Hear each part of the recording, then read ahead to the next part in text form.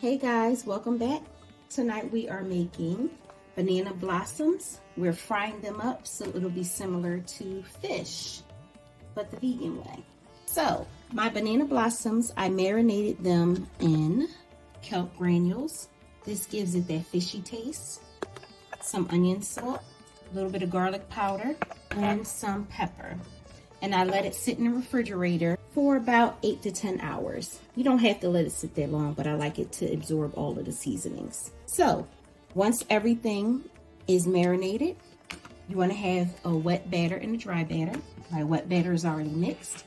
It's just a little spring water with some corn flour and all-purpose gluten-free flour with garlic powder, a little bit of pepper, some onion salt, and a little bit of the kelp granules. So that's the wet batter, and this is the consistency you want. Almost like a pancake batter mix, a little bit looser. And now we're going to start our dry mix. So this here also is corn flour and all-purpose flour. We're going to add in more of the kelp granules for our fishy taste. That's enough. Some ground black pepper, onion salt or onion powder, whichever you prefer. A little bit of pink Himalayan salt. Let's see. Some smoked paprika, garlic powder. Usually use a lot of that. Some oregano. And I'm going to add a little bit of this truffle seasoning. They have it at Trader Joe's. You should try it. Just a couple shakes. It's very strong, so you don't want to put too much. And we're going to stir this up until the batter has the seasonings evenly in there. Then once our batter is all done, we will be dipping the banana blossoms in the wet batter first, then into the dry mix, and then right into your hot oil. I am cooking with grapeseed oil in a cast iron pan. All right, so that looks good. So start with our first one. So this is how banana blossom looks.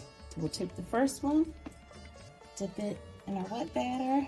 Be careful because sometimes the leaves can come apart. It's okay if it does. Just gather them up, put a little bit of the wet batter in here to keep it together. So we'll take it and transfer it to the dry mix. That kind of better to use your hands along with the fork just to keep everything together. Make sure everything is coated, all right? And this one's ready to go in the fryer. And then we'll repeat this step until we have all of them done. So it's time to flip our banana blossoms over. You can see they kind of mimic fish, fried fish. If you look at that, it's got a nice golden crust on the outside. That's how you want it to look before you flip it over. So you just go and flip them all over. I think I may have one that's not quite ready. We'll see. So guys, they're cooking on each side for about maybe 6 or 7 minutes. Doesn't take long. All right, so we'll let it cook another 6 or 7 minutes, and it'll be time to take them out. All right, so our banana blossoms are done. It's time to take them out. So I am draining them a little bit. Just shake off the excess oil.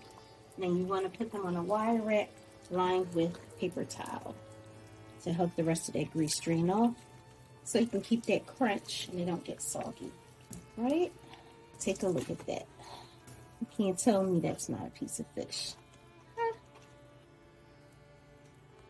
Okay guys, so we're all done.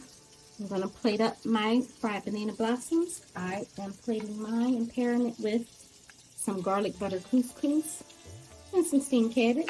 Go ahead and sit our banana blossoms on there, and voila, there you have it. You can use ketchup as your dipping sauce, eat it as is. You can even try a little tartar sauce. I think it'll all be good. Hope you enjoy.